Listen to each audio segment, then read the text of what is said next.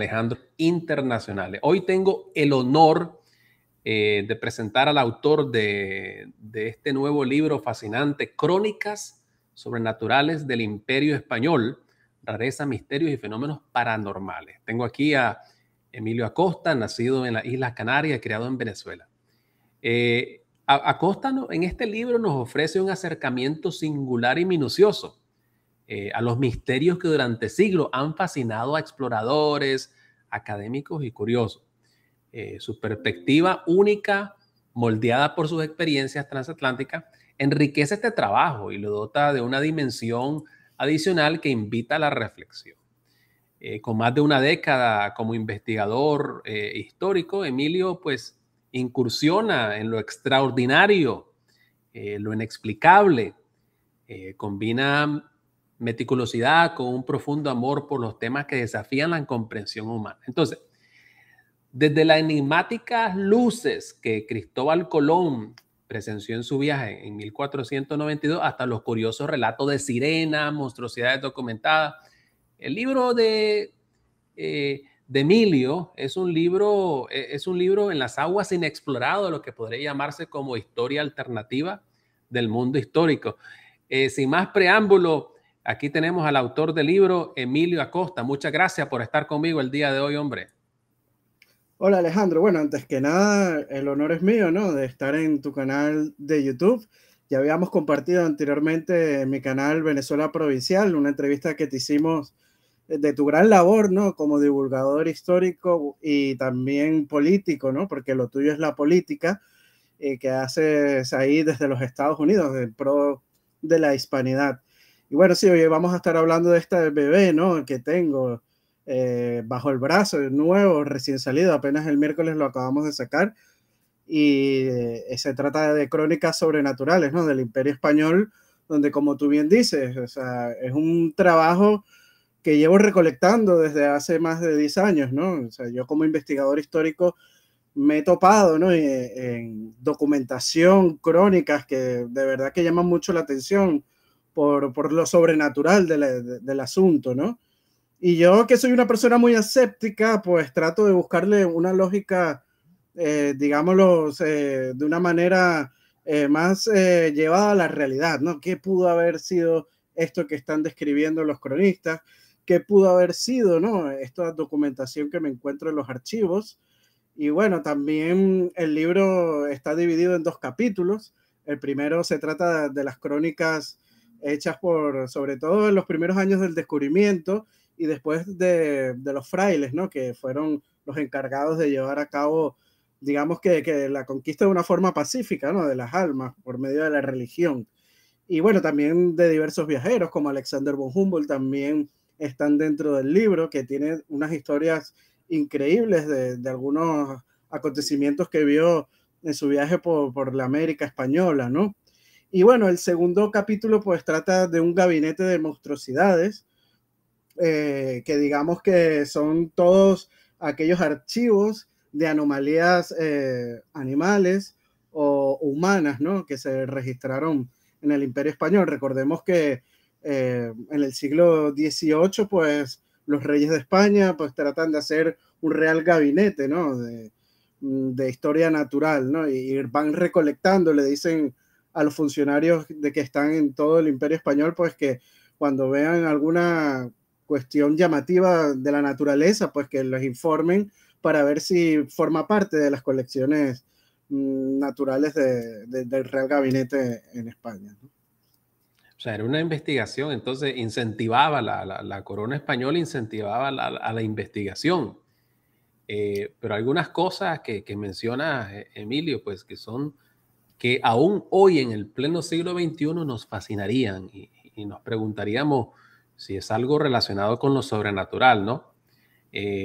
Por ejemplo, esto del tema de las luces de Cristóbal Colón que mencionas en los libros, pues las luces las siguen viendo en pleno siglo XXI y tenemos más preguntas que respuestas, ¿verdad?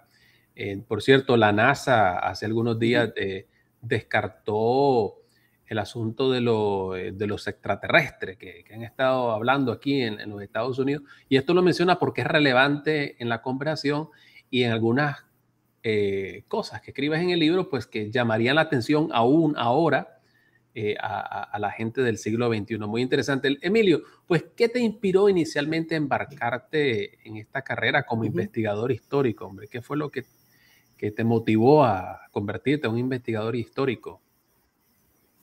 Bueno, yo desde pequeñito, mi padre, como buen ex militar, ¿no? Hizo el servicio, la mili, como lo dicen aquí en España, en el Sáhara Occidental, y a los militares le encanta la historia, y me fue inculcando desde pequeño este amor por la historia, sobre todo la historia hispánica, ¿no? Y bueno, yo cuando me mudé a Venezuela con 7 años, pues al estar en el colegio, pues recibe todas estas dosis de leyenda negra, de que los españoles vinieron a robar el oro, que mataron a todos los indios, y entonces eso me despertó la curiosidad, ¿no? Porque, claro, yo como español no me sentía ni ladrón ni indio, ¿no? Y mi papá me contaba, no, esto no es así, que el oro se quedó la mayor parte en América, de ahí vienen la mayor parte de las universidades y todas las obras que son, pues, patrimonio de la humanidad, ¿no? Que se ven en toda la América hispana. Y después, en el año 2012, saqué un diplomado de historia de España e Hispanoamérica por Fidescu, y bueno, empecé a escribir artículos, ¿no?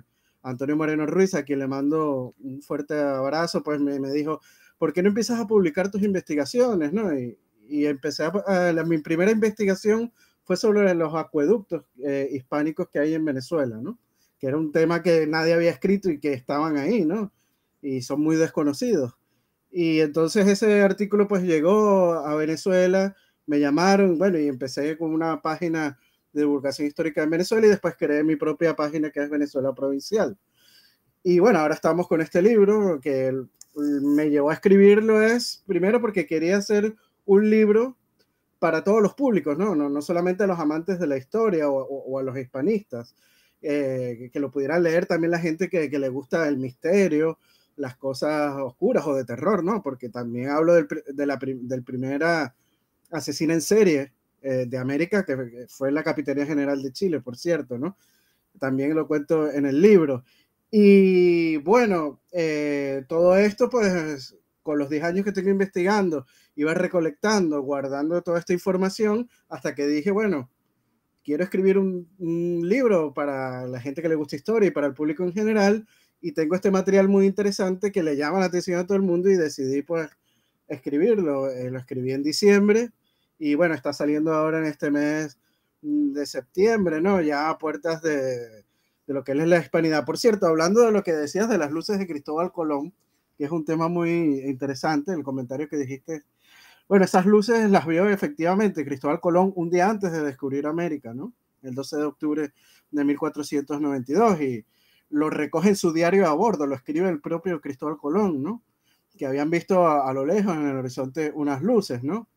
Pero después esta historia la recoge Fray Bartolomé de las Casas, y la explicación que le da Fray Bartolomé de las Casas es que podía haberse tratado de algunas fogatas vistas de lo lejos de los indígenas, ¿no? O sea, pero como tú bien dices, esto se presta también a muchas interpretaciones del fenómeno ovni, ¿no? O UFO, como se dice en los Estados Unidos. Y entonces muchos dicen de que no, que son que ovnis que estaban viendo ese momento que iba a cambiar el rumbo de la historia universal, ¿no? Pero bueno, Otros, yo soy más escéptico y soy más partidario a lo mejor de la explicación de Fra Bartolomé de las de Casas. Fray Bartolomé de las Casas, y es que el Fray Bartolomé de las Casas, un fray bastante controversial, ¿no? Uh -huh. Algunos lo han llamado el mentiroso más grande de la historia.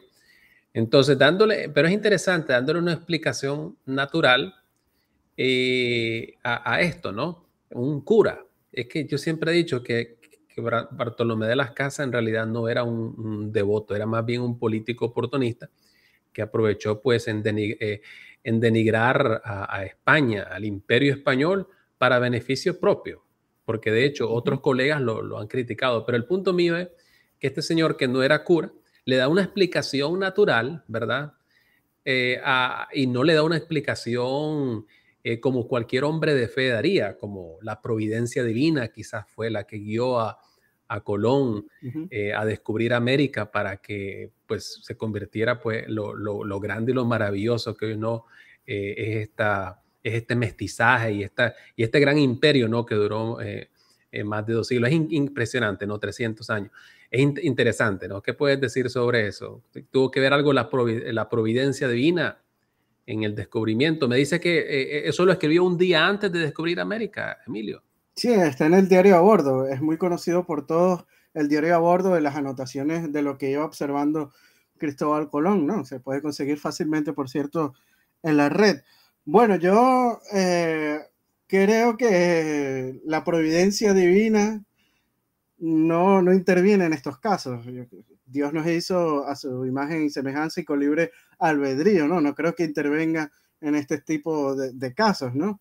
Y es interesante lo que señalas de Fray Bartolomé de las Casas, porque es cierto, es gran culpable de la leyenda negra antiespañola, que fue tomada por los enemigos de España sus relatos para hacer una propaganda fuerte contra el imperio español. Pero en este caso sí, bueno, da para mí una explicación lógica de lo que pudo haber sido el avistamiento de estas luces, ¿no? Que quizás hayan sido las fogatas de los indígenas desde lo lejos, porque unas horas después, en la mañana o en la madrugada, pues descubrirán San Salvador, ¿no? En las Bahamas y llegarán y descubrirán un nuevo continente que, como digo, esto cambiará el rumbo de la historia, ¿no?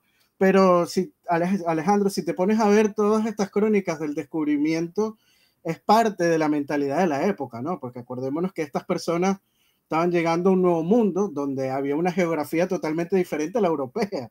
Nada más con ver, por ejemplo, el río Amazonas, la dimensión que tiene, o el Orinoco, o el Mississippi en Norteamérica es totalmente distinto a los ríos europeos, ¿no? Estos ríos americanos son caudalosos e inmensos.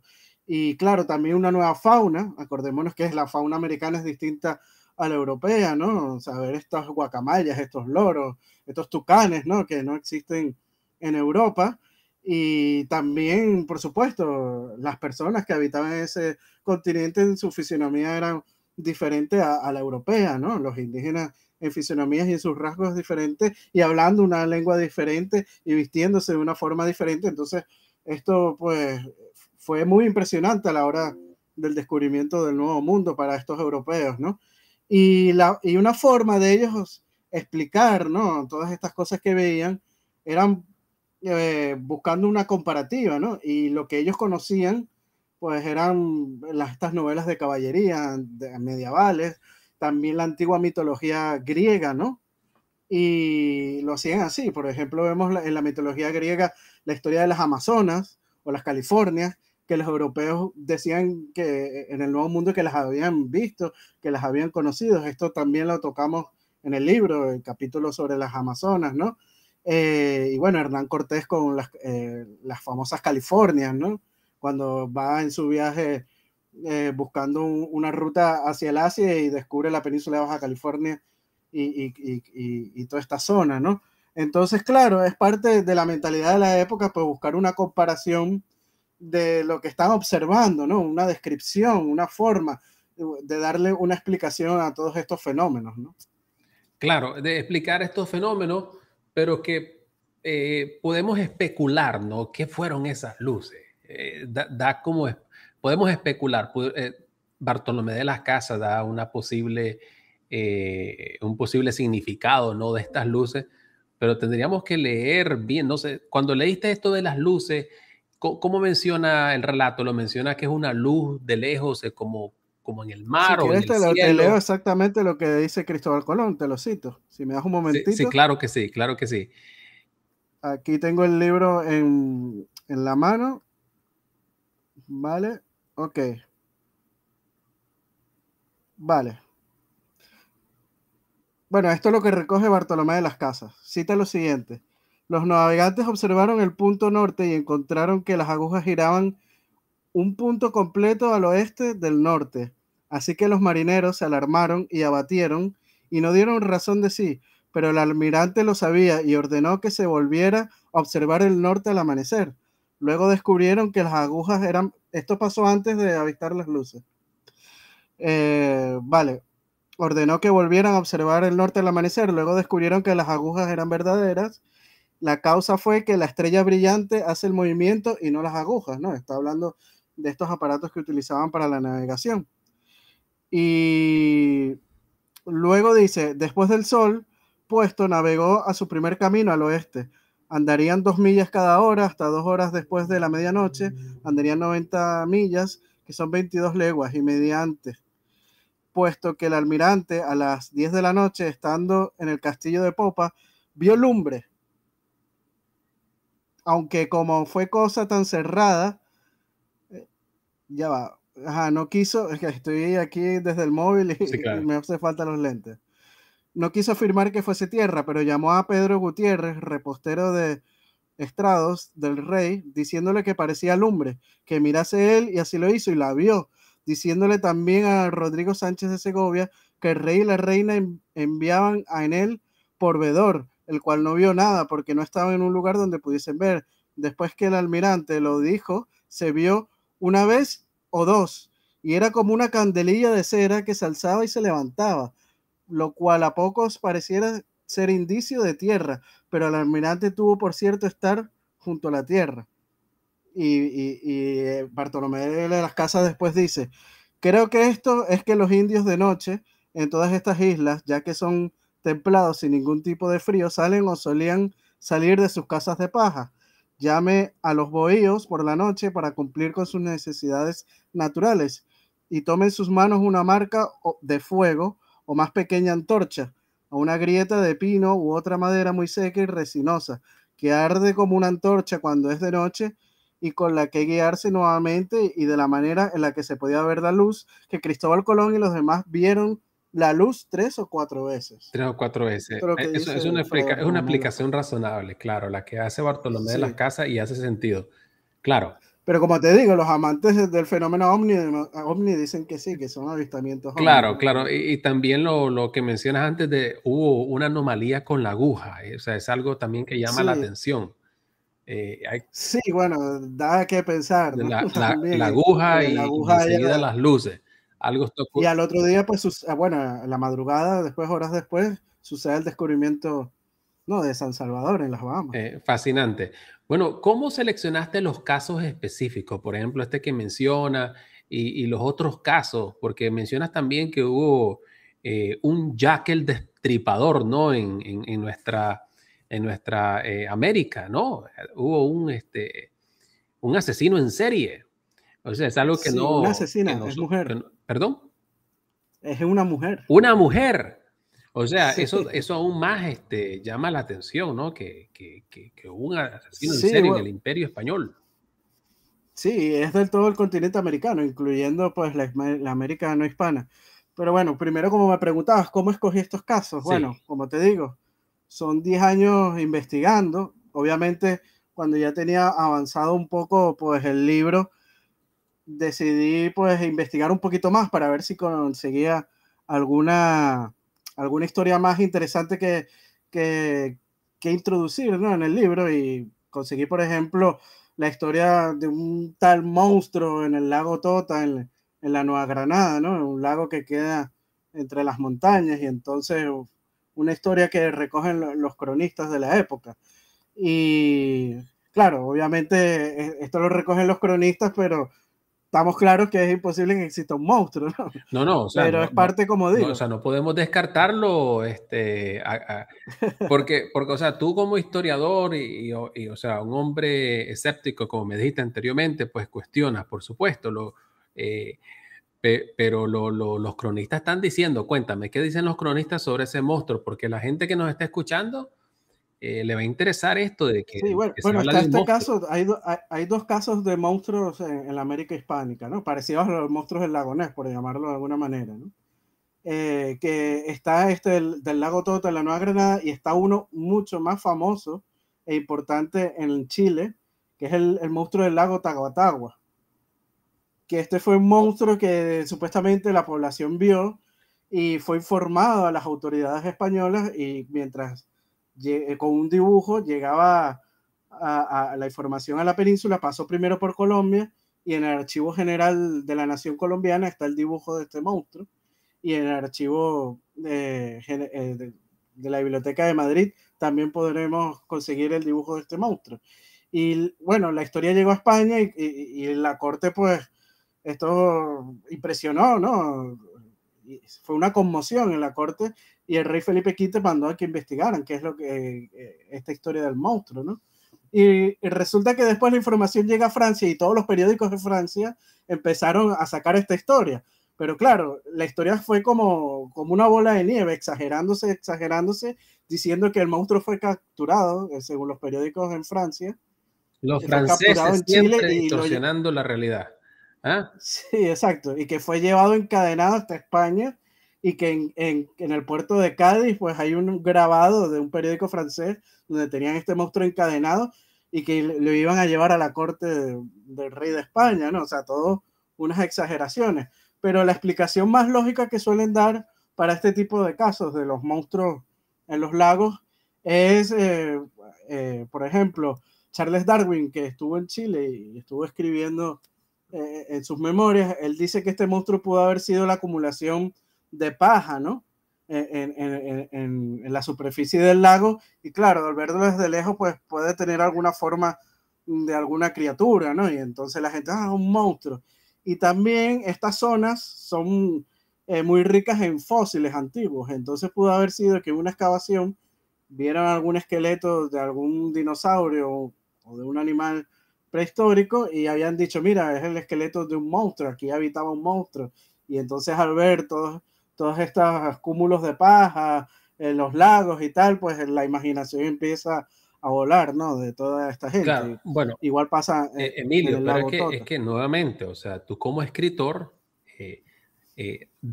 hablas sobre, sobre el evento histórico desde diferentes perspectivas, ¿no? Por ejemplo, mencionas a Charles Darwin, de que habló sobre este monstruo que mencionas en tu libro, ¿verdad? Estos monstruos, una razón natural, igual como Bartolomé de las Casas en el caso de las luces. Pero hay algo fascinante en esto, porque es que, como sabemos, cuando se le enviaba al rey una carta, esto se tenía que hacer con mucho cuidado porque no se le podía mentir al rey, a la corona. Entonces, podemos decir que de lo mejor, o sea, esa carta, ese informe que enviaron al rey, ¿ok? Fue desde la mejor evidencia que ellos pudieron proporcionar en ese momento. Me atrevo a decir que eso no fue que lo hicieron para engañar al rey o para sacar un provecho de ninguna cosa, sino que eso fue una investigación que hicieron los cronistas y lo hicieron lo mejor que ellos pudieron hacerlo, lo que pudieron recolectar de lo que la gente decía y aún el dibujo que menciona. ¿Estarías de acuerdo con eso que estoy diciendo? Sí, totalmente de acuerdo con lo que dices, porque, claro, las autoridades son los que informan lo que está pasando y ahí está avistamiento que genera alarma en la población y, claro, las Hasta un dibujo, autoridades, su hasta hay deber dibujos es, sobre eso. sí, hay dibujos, los pueden buscar, el monstruo del lago Taguatagua en Chile, ¿no? Y como te digo, en los archivos general de la Nación de Colombia y en la Biblioteca Nacional de Madrid está, y también están las reseñas de los periódicos franceses que recogían esta historia, o sea, que fue una historia que dio casi que la vuelta al mundo por completo, ¿no? Fue un escándalo, algo muy impresionante para la época, ¿no? Pero estoy totalmente de acuerdo, o sea, las autoridades están haciendo su trabajo de formar y están estas noticias en la región de Tahuatahua, en Chile, y su trabajo es ese, pues dar la información y ahí están los registros de los archivos, que es de ahí, de donde bebemos, ¿no? De estas fuentes primarias y es de la que yo bebo también a la hora de escribir este libro. Y para los amigos que nos están escuchando, Emilio Acosta, escritor de este libro fascinante de que estamos hablando, el título es Crónicas sobrenaturales del Imperio Español, rarezas, misterios y fenómenos anormales. Por eso es que le está mencionando que habla de un monstruo en Chile y aquí entonces les estoy haciendo preguntas. Ahora otra está, y estamos especulando, o sea, el evento histórico está, o sea, la gente lo puede verificar. El evento histórico es incuestionable. Aquí lo que estoy haciendo yo más bien es especulando. Bueno, también, Emilio, no podemos descartar que ese puede ser también algún tipo de animal, pues, prehistórico, que se quedó, eh, que no extinguió, o sea, quedó ahí un animal de eso, no, no podemos descartar tampoco, ¿verdad? Tantas cosas. Ahora, ¿y te fascinó mucho esa historia, Emilio, lo que lo pusiste en tu libro? ¿Te llamó la atención? Sí, bueno, comentando lo que dices, ¿no? O sea, yo en mi libro recojo todas estas crónicas que están documentadas, tanto de las personas que vivieron en la época, ¿no? Estos cronistas, estos viajeros, estos frailes que recogen toda esta información, también lo que se encuentra en los archivos documentales de cada nación, ¿no? Pero yo ni descarto ni afirmo ninguna de estas historias. Simplemente pues le doy una explicación lógica y también analizo la forma de pensar de que tenía la gente en aquella época, ¿no? Porque es una forma de pensar diferente a la que tenemos hoy en día, ¿no? Y con la otra pregunta que me haces, pues la verdad es que sí, disfruté mucho haciendo este libro porque a mí me encanta todo el género de terror, ¿no? Todo este aura de misterio, ¿no? Pero claro, como yo soy historiador, quería pues llevarlo a la historia y claro, cada vez que descubría un caso de estos, pues lo guardaba. Yo dije, esto me va a servir al futuro, esto está muy interesante, esto le va a fascinar a la gente, ¿no? Y claro, llegó el momento de publicar un libro y qué mejor que este tema, ¿no? Para mi primera obra, de que pueda llegarle, como te dije anteriormente, no solo a los hispanistas y a los amantes de la historia, que obviamente es un libro muy hispanista y muy histórico, basado en fuentes primarias, pero también como le puede gustar a la gente que no es fanática de la historia, ¿no? A aquellos que les gusta el terror o el misterio. Claro, ¿cuál fue el caso o el relato que más te impactó personalmente? ¿Por qué, Emilio? ¿Cuál fue el relato de todo lo que encontraste? ¿Cuál fue de todo? Al menos ahora yo Wow. escucho, me has mencionado dos y ya en mi mente está ahora especulando, pensando en el caso del monstruo que menciona, y también estoy Ujú. pensando lo que menciona sobre esta mujer asesina en serie. Sí, se llamaba Catalina de los Ríos y No, Lisperger. pues Catalina, Mejor conocida como la Quintala, ¿no? imagínate qué Pero nombre. bueno, dejamos a la gente que investigue esto y te cuento lo que me acabas Catalina, ¿cómo de se llamaba preguntar. cómo se llamaba la asesina en serie? Catalina de los Ríos y Lisperger, la Quintala. Era mestiza, por cierto, de ascendencia alemana e indígena, que se asentaron en la Capitanía General de Chile. Pero la historia que más me impactó, como me estabas preguntando, es difícil pues escoger una, porque es que todas las historias son fascinantes y no es porque sea mi libro, es porque como te digo, es todo el trabajo que llevo durante 10 años y dije, esto lo tengo que compartir con el público porque es que sé que al que le gusta la historia, al que le gusta el misterio, le va a encantar, ¿no? Y escoger una solo es difícil, pero yo creo que la que más me impactó fue la del gigante de Chilapa, un hombre llamado Martín Salmerón y Ojeda, que nació en un pueblo llamado Chilapa en el Virreinato de la Nueva España, ¿no? Lo que es el actual México, ¿no?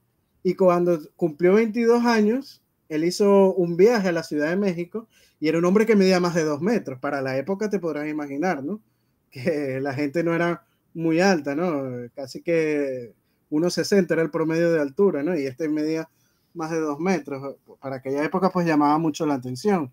Y es lo que pasó, ¿no? Al llegar a Ciudad de México, que acordemos que era una metrópoli, una urbe, ¿no? La más grande del mundo hispánico en aquella época, casi que la capital económica, ¿no? Del Imperio Español en aquel momento.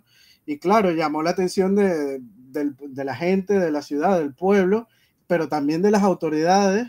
Y el mismísimo virrey de la Nueva España lo mandó a llamar, ¿no? A su palacio y lo recibió en su palacio y estuvo haciéndoles demostraciones de fuerza y después estuvo también haciendo presentaciones en las mansiones de los ricos de Ciudad de México. Lo llevaron a la Casa de la Moneda de México, a la Seca de México, para que manipulara pues la maquinaria para acuñar monedas, ¿no? Y para poder manipular esta maquinaria se necesitaban 8 personas. Y Martín lo hacía él solo, Un ¿no? Claro, gigante, Martín. era un gigante literalmente, ¿no? Y fue tanto así que la impresión de las autoridades que el mismo ayuntamiento de la Ciudad de México pide que fuera retratado, ¿no? Y en 1796, un pintor llamado José María Guerrero hace pues un retrato de este gigante, ¿no? Lo pueden conseguir en internet, es muy famoso este retrato. Y bueno, él después empezó a ganarse la vida pues haciendo como una especie de presentaciones y giras por todo el virreinato de la Nueva España y también por la Capitanía General de Guatemala. Llegó a visitarla también en estas presentaciones. Y cuando estalla la guerra de independencia en México, él fue leal a la monarquía hispánica, este gigante de Chilapa, don Martín, ¿no? Y luchó defendiendo pues a la monarquía hispánica, pero en uno de estos enfrentamientos, en estas batallas, fue apresado por los insurgentes, ¿no? Y claro, los insurgentes lo apresan, pero claro, te podrás imaginar un hombre de 2 metros, todo lo que generaba, ¿no? Toda la impresión que generaba. Y bueno, le perdonaron la vida, pero con una condición, ¿no? De que se cambiara de bando y José María Morelos y Pavón, que es uno de los líderes insurgentes, pues lo adopta en su escolta personal. O sea que Morelos tuvo como escolta personal a este gigante de 2 metros, ¿no? Y bueno, después al tiempo pues se quiso retirar a su pueblo en Chilapa y ahí vivió una vida tranquila, ¿no? Lejos de todos los focos, de todo lo que generaba estas presentaciones y todo el dolor que habrá producido la guerra, porque acordémonos que las guerras secesionistas en la América Española pues cambió totalmente, ¿no? La vida para todos aquellos habitantes de aquella época. Todo el mundo que ellos conocían después de la secesión o la independencia se derrumbó por completo. Todas las instituciones hispánicas se derrumbaron, ¿no? Y vinieron estas repúblicas con todo el caos que generó y sigue generando, ¿no? Hasta el día de hoy. Es que el Imperio Español era el mundo Macondo, con todo esto surreal, ¿no? El realismo mágico, ¿no? Manifestado, o sea, en historia, increíble, ¿no? Me has hablado de gigantes, me has hablado de monstruos, me has hablado también todavía sigo pensando en Catalina, hombre, la, la asesina en serie. Yo sé que nuestros lectores, para aprender más sobre estas historias, deben definitivamente de comprar este libro fascinante de Emilio. Pero Emilio, ¿nos puedes decir superficialmente un poquito sobre Catalina? Porque es que yo estoy seguro que la gente quiere saber quién es esa Catalina. En comparación, en el libro no comparaste Jack el Destripador con Catalina, ¿verdad? No, a Entonces, Jack el Destripador no, porque yo la comparo en el libro más con la figura de Báthory. ¿Sabes quién es Báthory, no? sí, sí, Él es Erceber Báthory. pero para que la gente, o sea, la gente en realidad, pues yo no quiero que me cuentes todo el libro, sino que Uh más -huh. bien me lo compares diferente ahora con Jack el Destripador, para que la gente pues vaya a buscar el libro y vea esa otra comparación. Pero ¿cómo tú compararías la historia de los británicos con este asesino en serie, con el asesino en serie que nosotros tuvimos en el Imperio Español? ¿En qué se diferencia? Bueno, también se diferencia por los pensamientos de la época, ¿no? Porque la gente decía que Catalina tenía pactos con el diablo y en 1622 pues se comete su primer crimen. Se sabe que fue acusada por una tía paterna de envenenar a su propio padre. Y bueno, en su lecho, su padre en su lecho enfermo, pero por falta de pruebas, pues no fue procesada, pero esa fue la primera denuncia que ella recibe, ¿no? Sí. Y otros delitos que se le achacaban es el asesinato de un caballero de la Orden de Malta, luego que le invitaran a su lecho, ¿no? Y bueno, la culpabilidad de este crimen recayó en uno de sus esclavos, quien murió ahorcado en la plaza de Santiago de Chile. Hay que decir que Catalina era una rica, ¿no? Hacendada de la Capitanía General de Chile, ¿no? Lo que se podría decir en Venezuela un mantuano, ¿no? Un criollo de los ricos, ¿no? Sí. Y bueno, después se le acusa de asesinar a alrededor de 50 personas, entre sirvientes, esclavos, amantes, además de su padre y su esposo. Y bueno, es el primer caso, como te digo, de un asesino serial registrado en el continente americano. Y bueno, a uno de sus amantes le cortó una oreja y apuñaló a un sacerdote, ¿no? Y bueno, en 1634 el obispo de Chile, alertado por los crímenes sucedidos en Ligua, que era la propiedad de Catalina, solicitó la investigación de los hechos, pero hay que decirlo, esta mujer utilizó su influencia para retardar, ¿no? Las investigaciones de aquella época. Pero bueno, lo cierto es que en 1660 la Real Audiencia de Chile pues investigó los crímenes y la hallaron culpable de 14 asesinatos, ¿no? De 14 33, asesinatos. Bueno, eso la convierte en asesina en serie. Y me dices que le sí, cortó la oreja a alguien.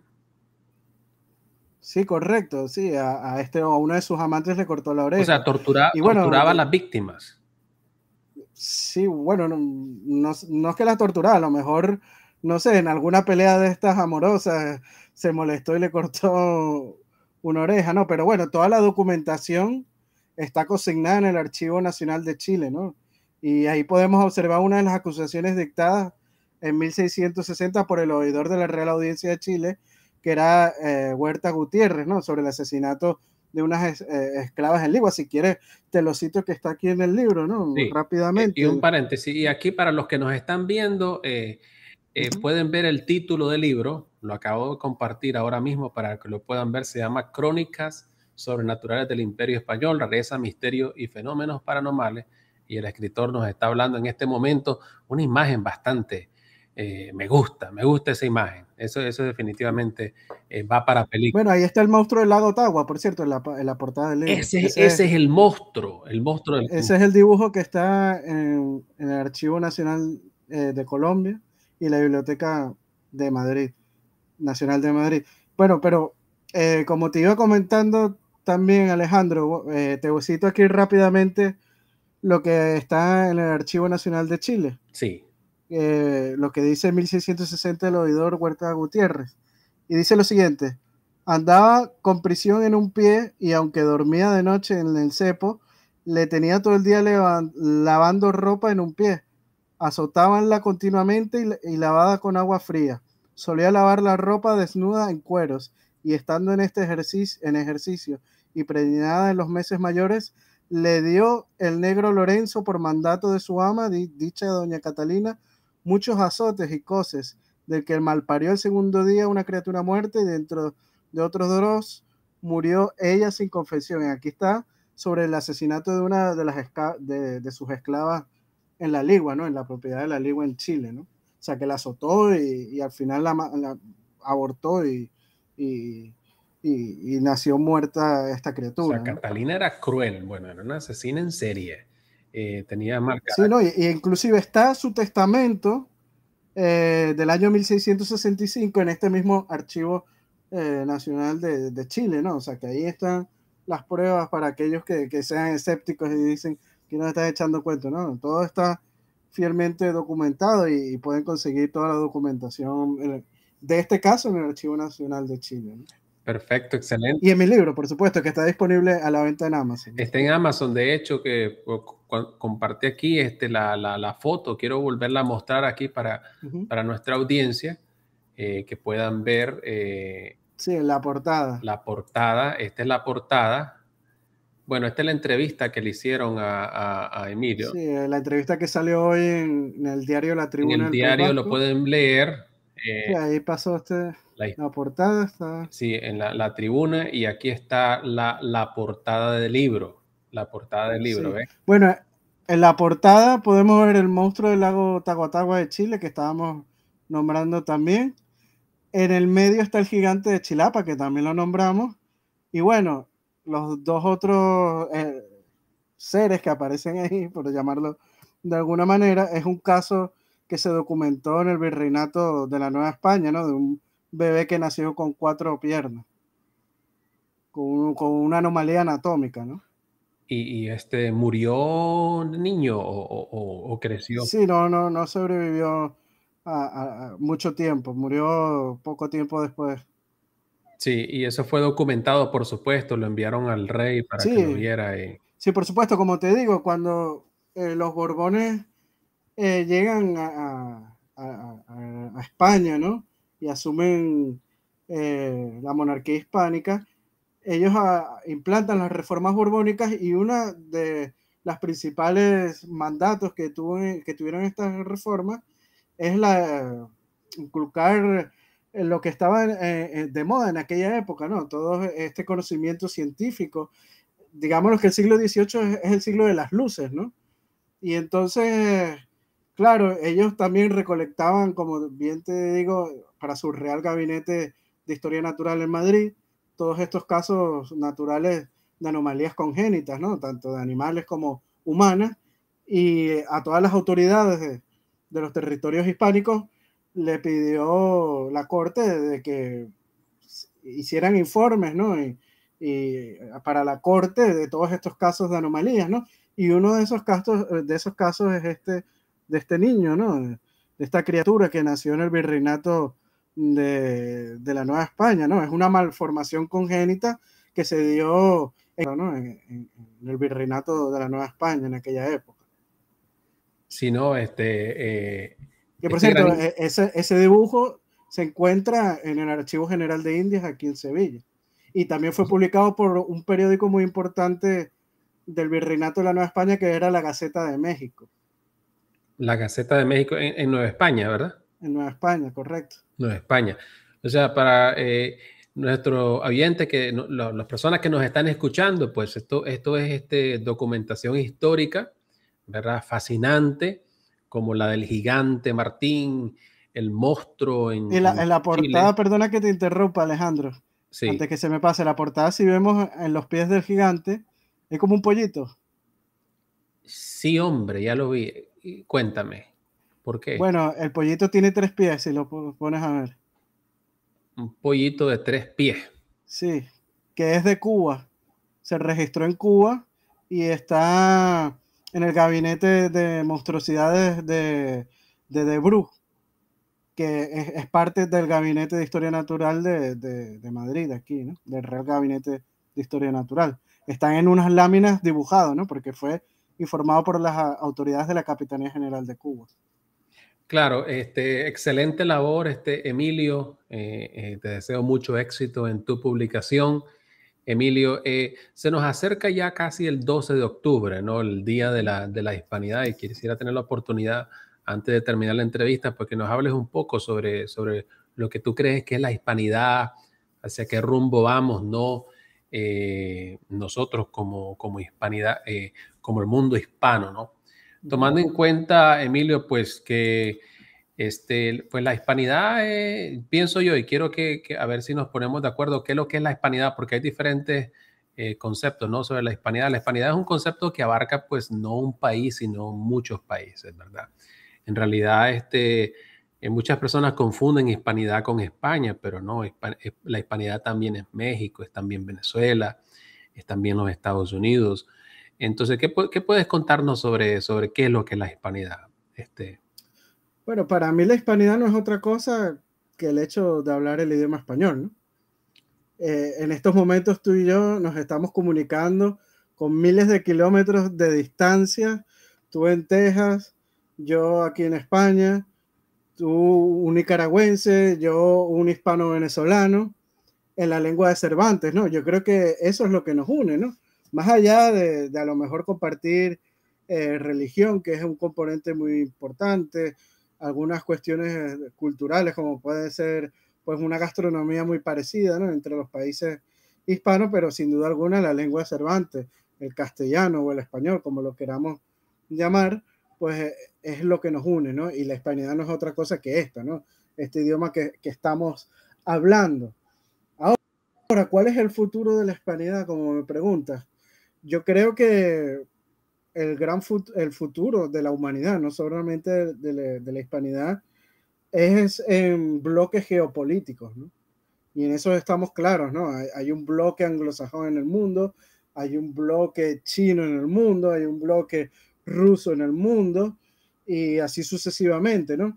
Y los países hispanos vamos como divididos, ¿no? Y si nos pudiéramos unir, No estoy diciendo que vamos a tratar de resucitar el Imperio Español, porque eso es anacrónico y utópico, ¿no? Es otra época.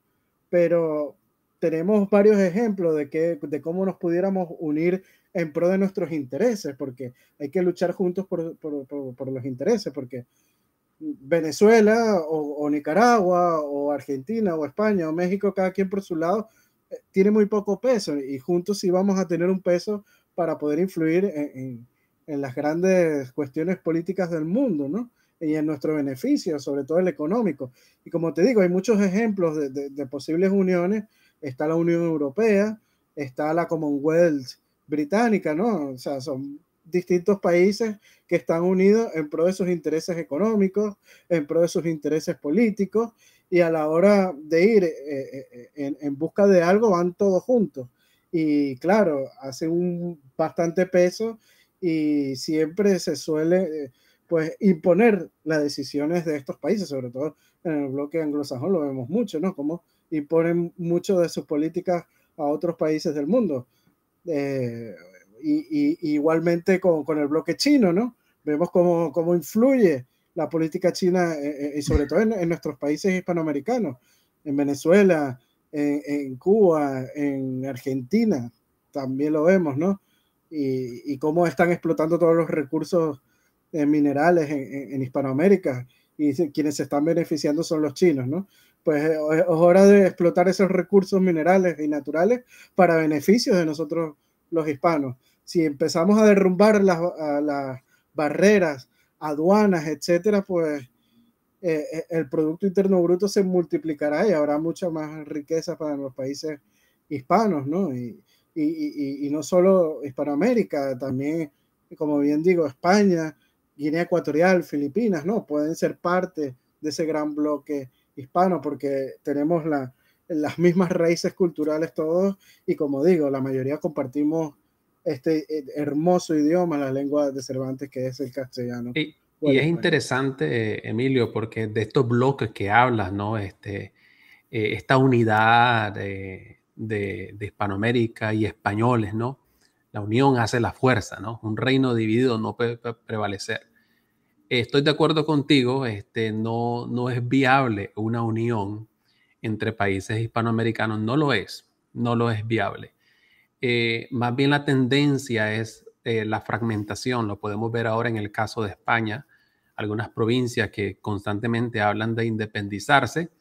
Entonces, el futuro geopolítico de la hispanidad como hispanidad no lo veo muy prometedor por la tendencia que se ve ahora mismo. En vez de unión se habla de más fragmentación aún. Pero hay un lugar en el mundo, Emilio, donde todos los hispanos nos hemos unido o estamos unidos y estamos en competencia con otros grupos. Estados Unidos. Aquí los hispanos competimos con los anglosajones de tú a tú. Estamos en competencia, los Sí, hispanos. lo sé, viví eh, en Chicago unos sí, meses. entonces los hispanos como grupo y aquí no es el hispano mexicano, el hispano español o el hispano venezolano, aquí hispanos todos. Porque el anglo cuando ve a un latino no hace diferencia si eres venezolano o mexicano o si eres Ujú. argentino o mexicano o lo que sea. Sí, a mí me decía mucho que si era mexicano allá en Estados Te veo Unidos. un hispano. Entonces, Estados Unidos, el rostro de Estados Unidos no es el rostro del gringo rubio ojos azules ya. El rostro del siglo XXI es un rostro más morenito. De hecho, ya tenemos 11 astronautas hispanoamericanos. Ni siquiera Inglaterra tiene tantos astronautas como hispanoamericanos. Y cuando hablo de hispanoamericanos, mexicanos, Ujú. costarricenses, españoles también.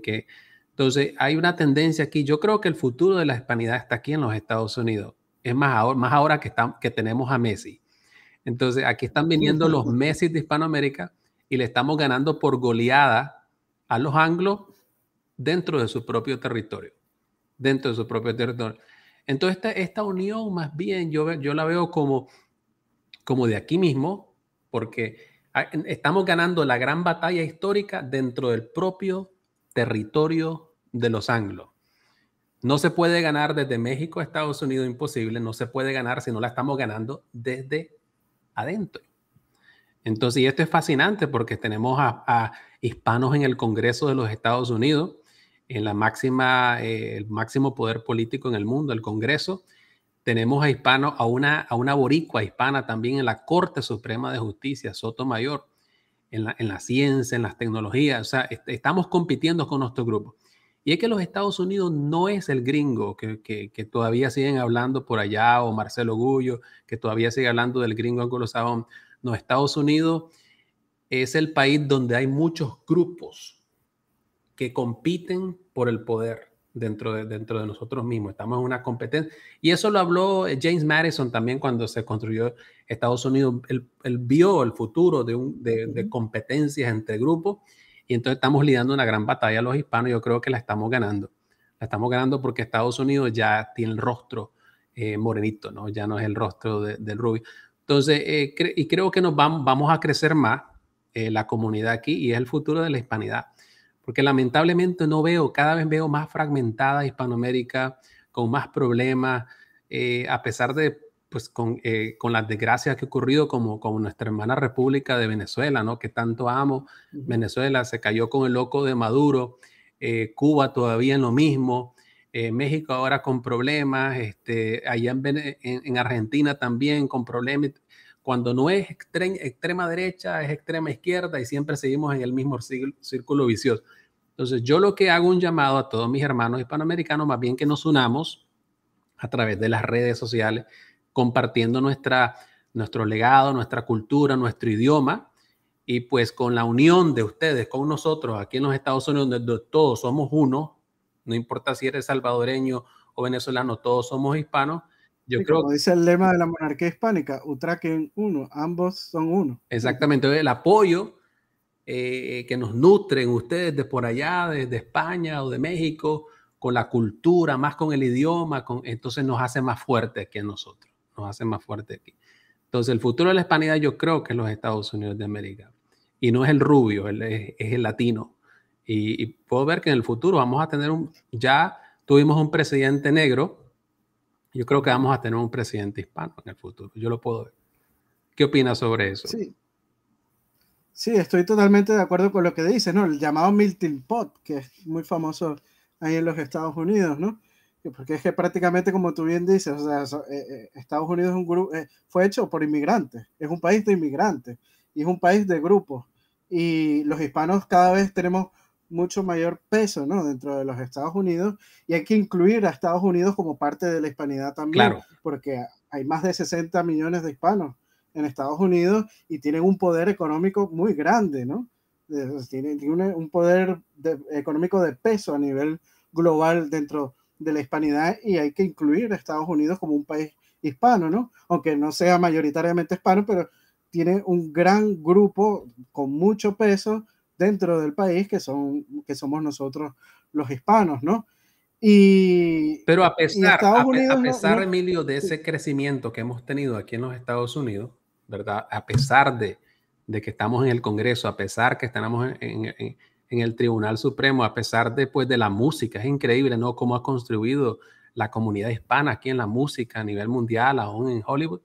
Todavía, por alguna razón, tenemos algunos amigos nuestros, Marcelo Gu y otros, hablando de Estados Unidos como el anglo, como el rubio, ojos azules, como el enemigo de Hispanoamérica, cuando en realidad se olvida que hay un grupo significativo de hispanos aquí en los Estados Unidos, y que estamos compitiendo de tú a tú con el anglo de que están hablando allá. Entonces, Estados Unidos también somos nosotros los hispanos. También somos Sí, nosotros, y somos el futuro de la hispanidad, porque es lo único viable. Lo único viable que puedo ver yo aquí es que crezcamos más en los Estados Unidos, que lleguemos a mejores posiciones de poder, y que eventualmente lleguemos a reemplazar a los anglos en la posición de poder en un futuro, que es yo, en 50 años, cuando seamos la gran mayoría aquí en este país, y podamos avanzar más, porque desde aquí podemos avanzar más que desde afuera. Desde afuera es bastante complicado, especialmente con las crisis políticas y económicas de Hispanoamérica. No veo viable, honestamente, una unión Hispanoamérica con España. Más bien lo que veo es mucha fragmentación, y eso o no sé si estoy equivocado, Emilio. ¿Qué opinas sobre eso? Sí, bueno, es la famosa técnica de divide y vencerás, ¿no? Que es aplicada también en esto de la política, ¿no? Ver siempre buscar un enemigo a quien culpar y echarle toda la culpa de todo, ¿no? Y eso es un error, porque hay que tratar más bien de buscar una unión. Y nosotros los hispanos lo sabemos muy bien, tenemos 200 años sufriendo de divisiones, ¿no? De fragmentaciones. Entonces no podemos ver a Estados Unidos como un enemigo, porque como tú bien dices, hay 60 millones de hispanos en Estados Unidos, cada vez integrándose más en el aparato burocrático, y como tú bien dices, quizás en el futuro tengamos el placer, espero, de yo verlo, un presidente hispano, ¿no? Quizás sea de izquierda o demócrata o republicano, del signo que sea, pero hispano, ¿no? Y que ese sea un líder que trate de buscar pues el apoyo de los países de Hispanoamérica, de España, para buscar pues ese futuro unidos como estamos tratando de buscarlo en esto de las redes sociales, ¿no? Y algo también muy importante, Alejandro, que no podemos dejar pasar, es que sí, si queremos buscar esta unión, no podemos contaminarlo con la política, porque ese es un gran error, que todo lo queremos contaminar, tanto esto que estamos buscando, que es la unión en pro de los beneficios e intereses económicos, porque inclusive vemos estos personajes que tú nombraste, que a mí no me gusta hacer de publicidad, ¿no? Tratando de, pues, politizar, ¿no? La historia, llevar la historia, que por ejemplo, que es el tema que a mí me corresponde, de politizarla, ¿no? Y dividirnos entre buenos y malos, ¿no? Hacen una historia maniquea, ¿no? Vemos el ejemplo, los Borbones son malos, los Austrias son buenos, ¿no? Son dinastías que tienen cosas buenas y cosas positivas, ¿no? Hay que verlo de esa manera, ¿no? Si somos tan críticos con la dinastía de los Borbones, ¿por qué no somos críticos con las repúblicas? Ya tenemos 200 años de república y han fracasado estrepitosamente. La dinastía de los Borbones no duró, sino en América no duró sino pocos años, ¿no? Y aquí, bueno, no hay que ver la historia de forma maniquea entre buenos y malos, ¿no? La historia es de grises, ¿no? De cosas de buenas y malas, de errores que se cometieron, aciertos que se hicieron. Pues de esos errores que se cometieron hay que aprender para no volver a no cometerlos en el futuro, ¿no? Y eso es lo que tenemos que aprender de la historia, ¿no? Buscar en qué nos equivocamos en el pasado Totalmente. para que en el futuro pues no volvamos a caer y pisar esa piedra que nos haga fragmentarnos más y disolvernos más de lo que ya estamos tan contaminados por la política, porque la política es eso, el divide y vencerás, ¿no? Y lamentablemente de una cierta sección de la política pues lo utilizan muchísimo. Claro, no, totalmente de acuerdo, Emilio. Y bueno, no, un gran placer haberte tenido, Emilio, en mi programa el día de hoy, hombre, y motivo a las personas que nos están escuchando que compren el libro, un libro fascinante. Lo voy a poner aquí, lo voy a compartir para que lo vean nuevamente. El título, vayan de una a Amazon, ahí lo pueden encontrar. Ese es el título del libro, Crónicas Sobrenaturales del Imperio Español, rareza, misterios y fenómenos paranormales. En la foto podemos ver a Emilio en la entrevista. Si se acaba de unir a la entrevista ahora, puede ir a escucharla. Habla sobre este gigante Martín, ¿verdad? Fascinante. Nos habló también sobre Catalina, la asesina en serie, que cortaba orejas y hacía cosas horribles. Y estos niños, pues que nacieron con 3 piernas, me dijiste, Emil. 4 piernas. Con 4 piernas, el pollito con 3 patas. O sea, es un libro fascinante. Aunque Emilio es un historiador, él cuenta los hechos tal y como fueran, él le da su interpretación desde el punto de vista racional, pero como hablamos anteriormente en la entrevista, esto se presta para la imaginación, para pensar un poco, ¿no? Para pensar un poco sobre estos temas que son muy fascinantes. Pues te agradezco mucho, Emilio, por haber estado conmigo el día de hoy, hombre. Bueno, el gusto ha sido mío, Alejandro. De verdad, compartir una vez más, ¿no? Como compartimos anteriormente en mi canal de Venezuela Provincial. Siempre es un placer hablar contigo, ¿no? Estos intercambios sobre todo este cierre, ¿no? De tanto hispanidad como política, ¿no? Que tanto me gusta, y bueno, también darme la oportunidad de hablar de mi última obra, ¿no? Mi obra primigenia, como Crónicas Sobrenaturales del Imperio Español, que lo pueden adquirir en Amazon. Y también aprovecho, Alejandro, para invitar a la gente a suscribirse a mi canal de YouTube, Venezuela Provincial, que siempre estoy publicando artículos de investigación histórica, ¿no? Que también los publicamos en Facebook e Instagram. Y también decirle al público de Venezuela Provincial suscribirse al canal de Alejandro, que como siempre digo, hace una gran labor de divulgación en pro de la hispanidad. Muchísimas gracias.